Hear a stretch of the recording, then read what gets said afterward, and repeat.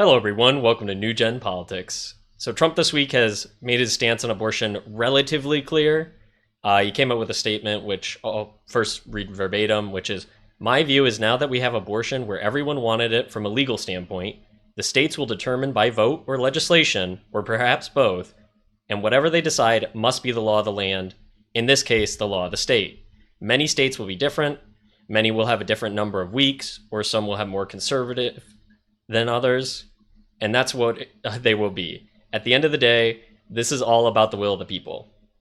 So this stance he's given has been poorly received by both Democrats and Republicans because he's kind of making a weird compromise in a moral standpoint. So you can look at this through two lenses, like an electable standpoint and like a political standpoint and a moral standpoint. And so politically, like, not a bad move because you're bringing in the moderates. You're saying, just leave it up to the states. We're not going to ban it we're not going to ban it federally. We're not going to make it legal federally. Totally leave it up to the states. The argument conservatives have been making for decades to ban abortion, which is just give it up to the states. The states can decide, will the people, blah, blah, blah.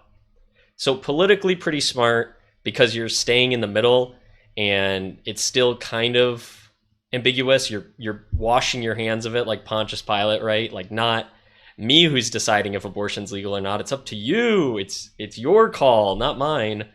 And then you have the moral standpoint, and that's where it's getting inconsistent.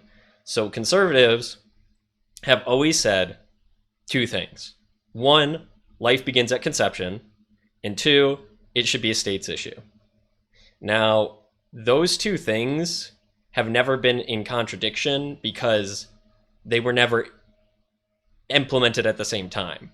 Do you get what I mean? So since it was never a states' rights issue, you could say, make it a states' rights issue, and also that life begins at conception. But now that you have it to the opportunity to make it a states' right issue, you have to question if you genuinely believe that life begins at conception, like a human being is born when egg meets sperm, then how can you logically say that states should still be allowed to legalize it?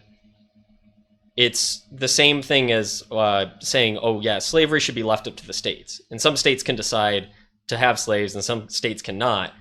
I think most people in the modern day would agree that no, the federal government should ban slavery across the board as a human rights issue and say it does not, the state sovereignty does not trump human rights.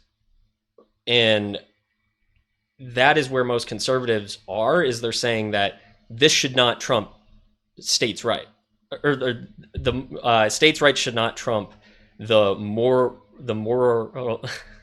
states' rights should not trump the morality of this issue.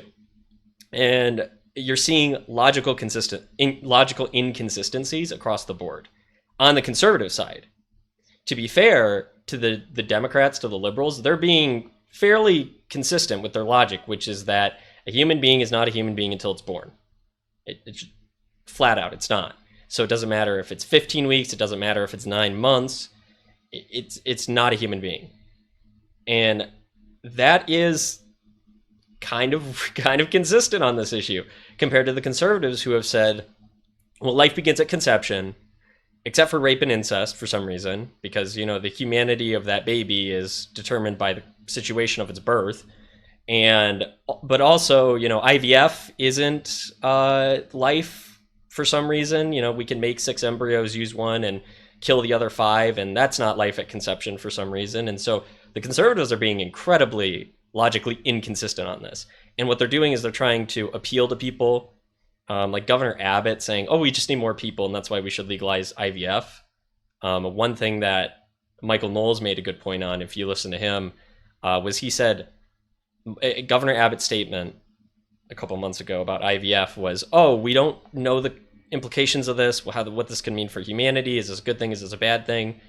So we're going to go full steam ahead until we realize it's bad.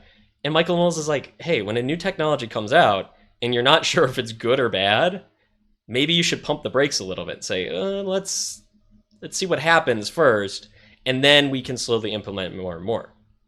And instead, the conservatives are like, oh, yeah, totally, IVF, great. Even though that completely contradicts our worldview and our perspective. So it's just a bad move morally from Trump's perspective. Like, he's trying to get reelected. I get it, but it's totally logically inconsistent. And you got to hand it to the Democrats. At least they're being logically consistent on this one. Um, it's just weird that conservatives have these exceptions. Like, they're willing to give exceptions to human life, right? Like, it doesn't make sense logically. And so you really should be all in life begins at conception or doesn't, and pick one, because you can't have both. Like, everything else is arbitrary. Everything else in the middle between like conception and birth is an arbitrary line in reality. Like the heartbeat bill, like the 15 weeks, that's just arbitrary. Picking the heartbeat, like how somehow having a heartbeat makes you human or makes you alive, but it doesn't, because you're already alive. And even you can compare that to like animals. We don't have a problem killing animals that are pregnant, but does the animal have life? Is that animal abuse? And that's kind of a silly comparison, but at the same time, why does it matter? Like, it's a heartbeat is a heartbeat. It doesn't make a human.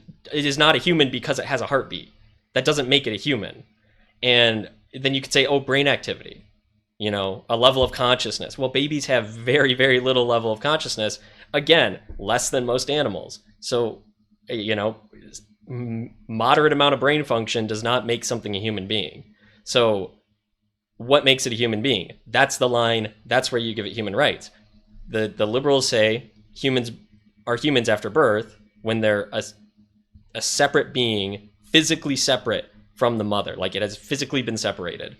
And conservatives, theoretically, or in their minds, they say that it begins at conception, but then in practice, they don't adhere to that logic. At least the Democrats are adhering to their logic. Like, it doesn't matter until it's born. So this is just weird that Trump would do this. He's been intentionally vague for a long time, and this kind of leaving it up to the states is just like washing his hands of it. And I get it. It's about electability, but at the same time, this is causing friction in the Conservative Party. There's already been friction in the Conservative Party recently, and this is making that more so.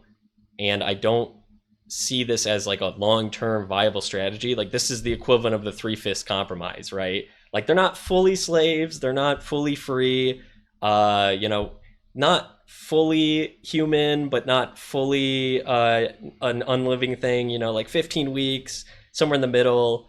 It's just not going to hold up in the long run. And it may cause internal friction in the Conservative Party, which is not anything they need right now. But it's going to happen because people see this as a human rights moralistic issue.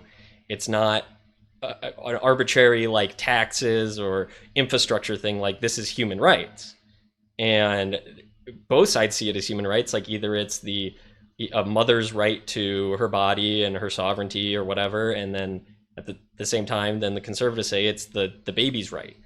But then the logical inconsistencies from the policy do not reflect the morality.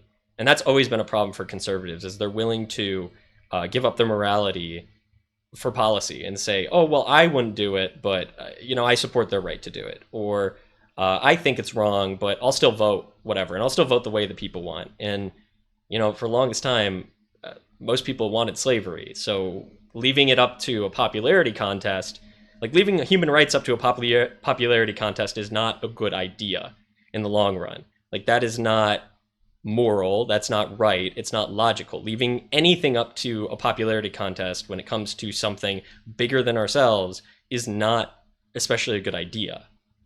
And so it's just a silly notion to leave it up to the people, will of the people, to do whatever they want. And so I think this is not going to hurt Trump, because, I mean, if you're conservative, like, even if you don't appreciate this policy, you're still going to vote for Trump, right? Like, you're not going to vote for Biden, who is like way, way, way more pro-abortion. So I don't think he's going to lose any conservatives, because you're kind of stuck with him. Again, two-party system. But in the future, this is going to be an issue that's going to rub conservatives the wrong way, and it will create friction And even in the Democratic Party, there's still some ongoing friction about abortion and like where it should be, where the line should be of like when it's accessible and when it's not accessible. Most Democrats agree that to some capacity it should be accessible and legal, but so their friction is still a little bit in there, but they're more consistent to leaving it up to states' rights, because states can choose that arbitrary line in the middle of conception and birth. Wherever they want to put that arbitrary line, that's fine, because ultimately their line is birth. Where conservatives, anything past conception is an arbitrary line that has already violated the morality of human rights.